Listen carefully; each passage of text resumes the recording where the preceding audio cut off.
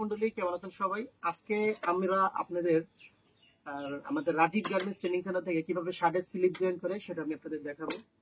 আপনারা অনেকেই চাচ্ছেন গার্মেন্টসে এরকম প্রসেস দিয়ে কাজ শিখতে।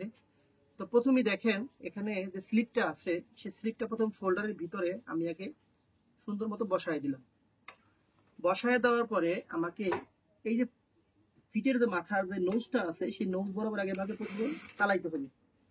চালানোর পরে আমাকে আমার যে এইভাবে উল্টে আমার যে এই যে কাপড়টা আছে, কাপড়টা আমার এই বুই আঙ্গুল দিয়া সবসময় এদিকে রাখতে হবে, যাতে এটা এইদিকে থাকে। দেখেন এদিকে রাখলাম, রাখার পরে প্রথমে এতটুকু চালাইলাম, ঠিক আছে। তারপর এটাকে সরাই দিলাম। তারপর এবার যেদিকে চায় দেখা লাগবে কাপড়টা ঠিক মতো ভাঙতেছে কিনা।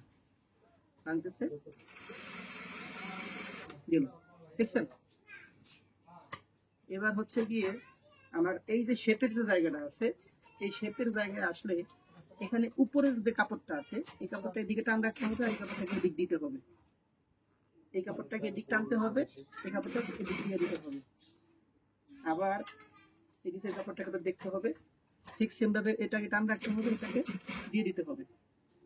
সেম ভাবে এখানেও সেম ভাবে আপনার এদিকে টান রাখতে হবে, এদিকে দিয়ে দিতে হবে। ঠিক সেম ভাবে এদিকে টান রাখতে হবে, কাপড়টাকে ছাড়তে হবে। এখানে আসলে আবার ফেব্রিক্সটাকে এই পাশে টান রাখা লাগবে। ও কখনোই আবার ওদিকে টান রাখা যাবে না, ওদিকে টান রাখলে আবার এই আরবলের এই শেপটা চিকন হয়ে যাবে, এই জায়গাটা চিকন হয়ে যাবে, তখন এটা কিন্তু চলবে না। কাজটা হয়ে গেল সুন্দরভাবে আমরা আরবল টপস দিলাম। ঠিক ফোল্ডার নিয়ে আসেন, এদিকে কাছে নিয়ে আসেন, দেখেন কিভাবে ভাবে ফোল্ডারটা চেঞ্জ হয়েছে, দেখতে পাচ্ছেন। এবং এই পাশটা যদি দেখাই, দেখেন কি সুন্দর কাজটা হয়ে গেছে। তো এইভাবে ফোল্ডার দিয়ে যারা গার্মেন্টস এর এই কাজগুলো শিখতে যাচ্ছেন, তারা চাইলে আমাদের সাথে যোগাযোগ করতে পারেন। আমাদের এখানে থাকা খাওয়ার ব্যবস্থা আছে এবং প্রোডাকশন আকারে আমরা কাজগুলো শিখিয়ে থাকি। ধন্যবাদ সবাইকে।